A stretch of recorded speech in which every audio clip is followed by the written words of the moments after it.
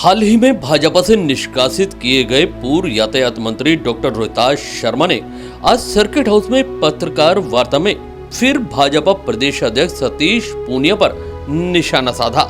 शर्मा ने कहा कि अनुशासनहीनता की पराकाष्ठा से निकले लोगों ने मुझ पर कार्यवाही की है। उन्होंने केंद्रीय नेतृत्व को भी भ्रमित कर मुझे निष्कासित किया है। आज भी कह रहा हूं कि मिशन 2023 के लिए वसुंधरा राजे के समर्थन में ही काम करूंगा। शर्मा ने कहा कि प्रदेश अध्यक्ष को हमारे द्वारा वसुंधरा मंच पर चलाई गई वसुंधरा रसोई नागवार गुजरी, जिस वजह से हिटलर शाही में काम किया गया है।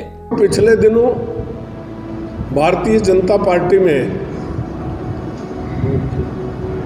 रोहिताश कुमार को लेके मेरे को लेकर के एक घटनाक्रम चालू हुआ।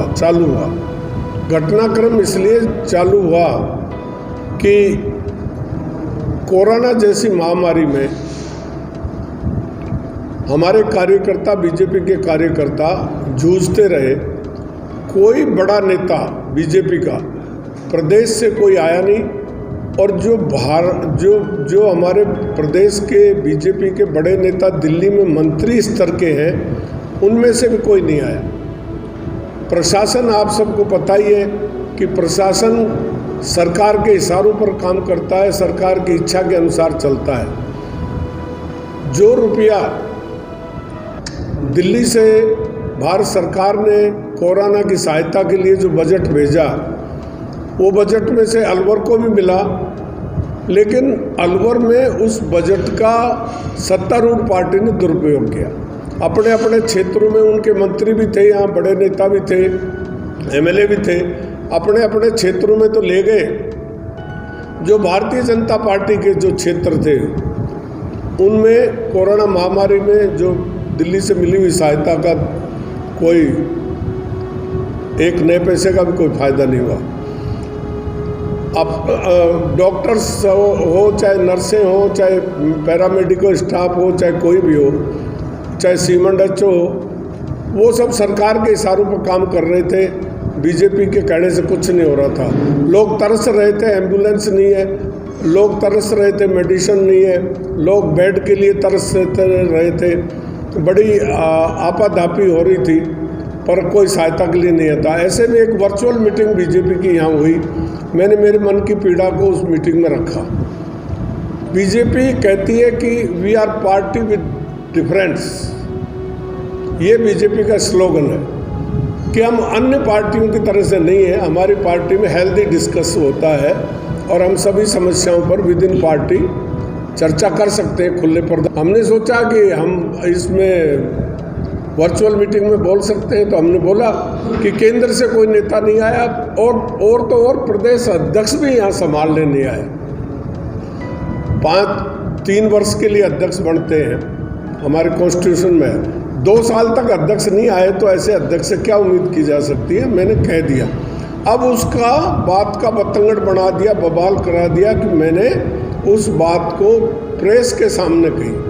मैंने नहीं कही प्रेस को इन्होंने लीक की। बाद में प्रेस वालों ने मुझसे क्वेश्चन पूछे, तो मैं निडर और निष्पक्ष हूँ, और मैंने कहा आज तक का इतिहास है, कोई जनहित में बोलता है। जब प्रदेश अध्यक्ष, ऐसा नियम है कि MLA, ex MLA, x MP, ministers रहे हुए लोगों के खिलाफ कार्रवाई केंद्रीय नेतृत्व की बिना परामर्श किए नहीं हो सकती। तो इन्होंने मेरे मैटर को चुनाव समिति में भेजा।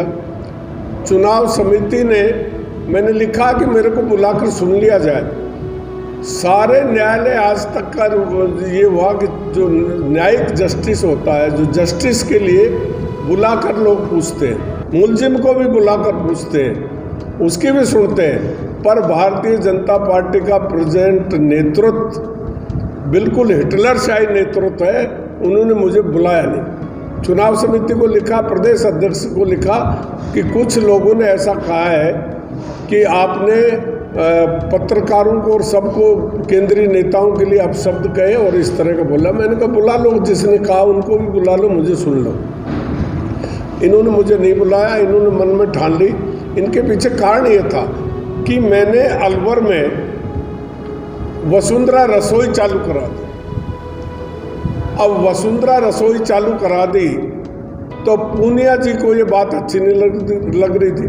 पूनिया जी को मेरे ख्याल से अनुभव की पूनिया जी में बहुत कमी है।